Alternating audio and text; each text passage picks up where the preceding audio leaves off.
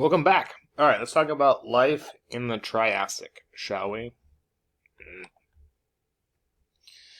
Again, this is how we start off the Triassic. Pangea is still a thing, all right, which is affecting ocean circulation, which is affecting climates. It's rather dry out there. Pangea is still a thing. So again, North America, pretty dry for the most part. We do get some fluctuations in atmospheric oxygen in the Triassic and the Jurassic and carbon dioxide as well, but no glaciations, no major glaciations, I should say. Right, so again, this area is popularly known as the Age of the Reptiles. We had the first dinosaurs walking on land. We had the first pterosaurs soaring through the sky. Dinosaurs and pterosaurs are two different things, and the first ichthyosaurs and plesiosaurs swimming in the ocean. So, yeah, not everything that existed was a dinosaur. The lineage of many modern day reptiles began in the Triassic, including crocodiles, lizards, and turtles, things like that, things that survived extinction. And again, the Triassic ended with an extinction. It was the fourth one to occur, but not the last mass extinction during the Mesozoic. So life during the Triassic might have looked a little something like this. Obviously, there's some artistic rendering going on. A lot of the dinosaurs that you think about when you think about dinosaurs, they didn't exist yet. They didn't exist in the Triassic. It was very different looking dinosaurs, kind of the early ancestors of dinosaurs. And here's a little chart, and we'll come back to this periodically in the different periods. See what I did there? But in the Triassic, these are the kind of dinosaurs we have. Usually smaller, usually sleeker, little bit dinosaurs. And it's not until we get into the Jurassic and Cretaceous that we start to get into the dinosaurs that people know. Tyrannosaurus, Triceratops, Stegosaurus, Brachiosaurus, these types of things. Excuse me. So let's talk about the age of these reptiles. They were probably derived from amphibians somewhere in the Pennsylvanian period, so the end of the Paleozoic. They evolved from amphibians. And the big difference, remember, with reptiles is that they can lay their eggs on land. They're amniotic eggs, where amphibians still have to lay their eggs back in the water. So among the reptiles that evolved during the Mesozoic, obviously people think about dinosaurs, right? So again, here's another shot of some Triassic dinosaurs, just some. Again, they look pretty similar. A lot of these are on the smaller side. Again, dinosaurs are just kind of getting started. And then we have the marine reptiles. The plesiosaurs were great hunters of fish in the Mesozoic. Even more streamlined and looked more similar to ocean life were ichthyosaurs. Ichthyosaurs means fish lizards.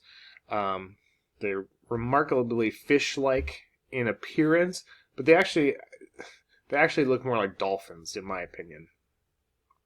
So here are plesiosaurs. Now these are all actual like toys of plesiosaurs, but hey, some of them work pretty well, and show you a human for reference.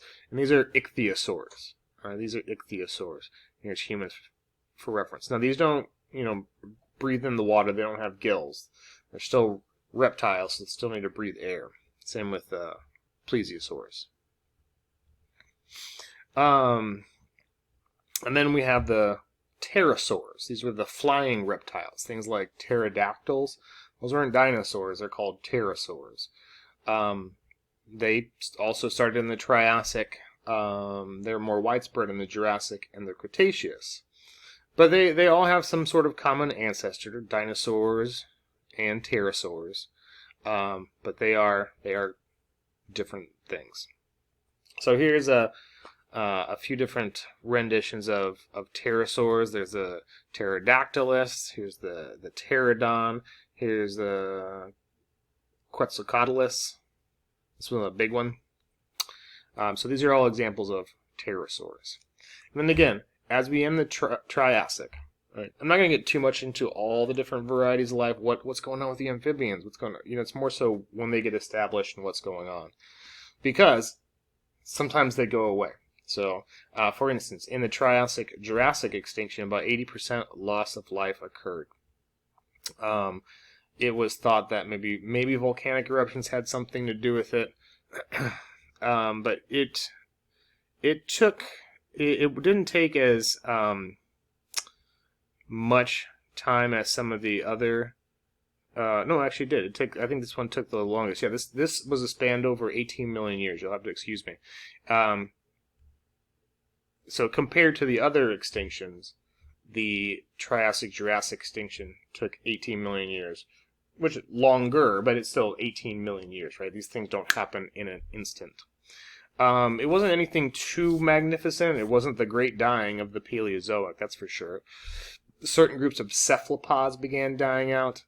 Some gastropods, some groups of reptiles started to die out. But what may have been going on here, and why it was over a long period of time, comparatively speaking to some of the other extinctions, is that it might have been just a cluster of smaller extinction events that occurred throughout the geologic period. And again, scientists have they have hypothesized multiple causes: climate change, sea level fall. There may have been some impact event, nothing like what we'll talk about in the second Mesozoic extinction, and then volcanic eruptions, or they're all working together. So, maybe it's a series of small extinctions, maybe one due to this, one due to that, one due to this, or, maybe all of these in culmination kind of played out. These are some examples of cephalopods, now that they've been covered up. So things like squids are cephalopods. Cephalopod means, I think it means head foot. Some ammonites went extinct, so some of these cephalopods went extinct. They did find some major volcanism. That's what kind of these red spots within this kind of boundary indicate. And maybe that could have been to the beginning of Pangea breaking up. You start breaking up things, magma starts to move around, maybe volcanic activity release some gases into the air. So you're changing the climate by putting more carbon dioxide into the air. As things move around, sea levels are changing. Maybe an asteroid impact or two hit. So again, it could be a number of things. So again, the Triassic-Jurassic extinction, you can see how this line goes from here to here over this period of time, where some of these other extinctions, over a relatively shorter period of time. So Triassic, so the first dinosaurs, first ocean-living reptiles like the plesiosaurs, and then as we get into the Mesozoic, again, more so in the Jurassic and Cretaceous, are the things that people more think about when they think about the Mesozoic and the life therein. So by this time we have a good number of plants. Still don't have flowers though. More on that when we get to the Cretaceous. So let's pause here. When we come back, we'll take a look at the Jurassic life.